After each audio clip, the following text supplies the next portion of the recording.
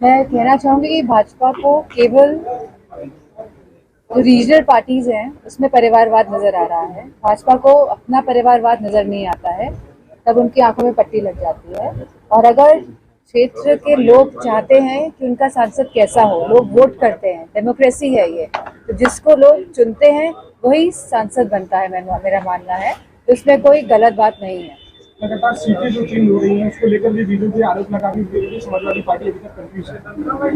मैं समझती हूँ कि किसी रणनीति के तहत ही सीटें चेंज करी जा रही हैं और हमारा मकसद यही है कि ज़्यादा से ज़्यादा सीटें गठबंधन और समाजवादी पार्टी जीते। कैबिनेट मंत्री जब से लड़ाई लगातार समाजवादी पार्टी का कब्जा रहा है इस बार इतना कड़ा मुकाबला देखने को मिला था, क्योंकि वो लगातार मैनपुरी में 80 में से 80 और 400 सीटें पार के दावा करेगी।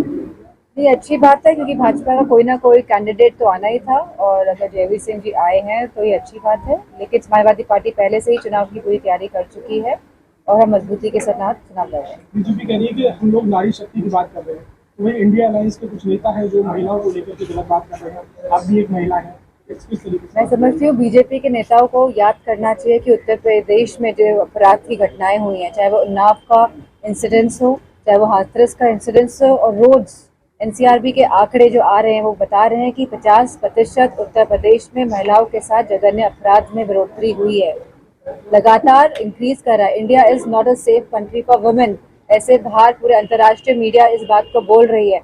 हमने देखा कि मणिपुर में क्या हुआ महिलाओं के साथ, हमारी बहनों के साथ।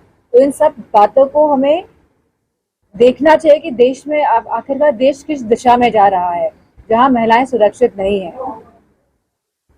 मैडम, पश्चिमी उत्तर प्रदेश में क्षत्रिय बिरादरी लोग बाकायदा पंचायत कर रहे हो, भाजपा का काफी विरोध कर रही है। मैं आपसे कह रही हूँ कि हर वर्ग के लोग भारतीय जनता पार्टी से नाराज हैं। युवा आक्रोशित है क्योंकि युवाओं के पास रोजगार नहीं है, किसान की आय दुगनी नहीं हो पाई है, महंगाई के कारण उनकी आय आधी से भी कम हो गई है। सारे वर्ग, जो 4 स्तंभों की बात कही गई है, जो हमारे राष्ट्रपति ने जो भाषण दिया था उसमें नारी, युवा, महिलाएं और साथ में हमारा जवान, तो ये जो चारों स्तंभ हैं हमारे देश के, ये चारों डगमगा गए हैं, एक तरीके से अपने आप को स्थिर महसूस नहीं कर रहे हैं।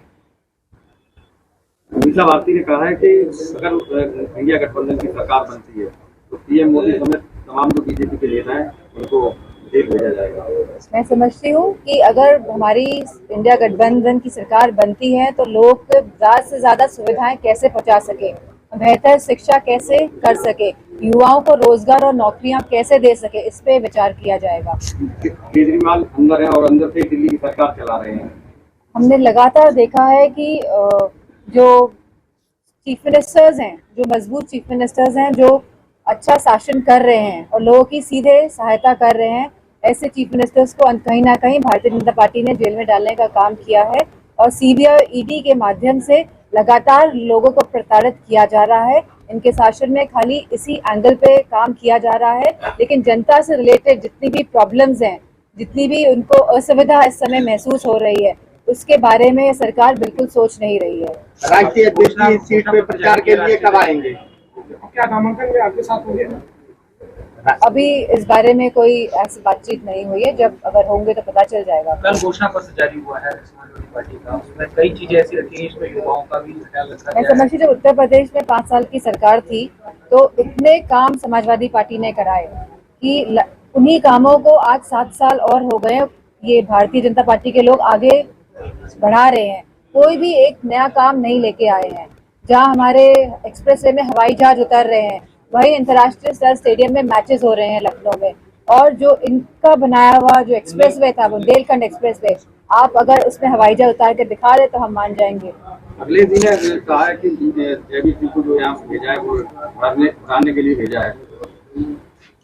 भारतीय जनता पार्टी के प्रत्याशी हैं और मैं समझती हूँ समाजवादी पार्टी बहुत मजबूती के साथ लड़ेगी। लोगों का सहयोग, प्रेम और आशीर्वाद समाजवादी पार्टी के साथ है। आप लगातार पिछले 1 महीने से जनसंपर्क कर रही हैं, कितना प्रतिस्पर्धी मानती हैं जयवीर सिंह को? मैं समझती हूँ बहुत प्यार मिल रहा है इस क्षेत्र में और महिलाओं का बहुत ज्यादा ही आशीर्वाद और साथ भी मिल रहा है। मैडम, एक आखिरी सवाल, नॉमिनेशन आप कब करेंगे? पता चल जाएगा।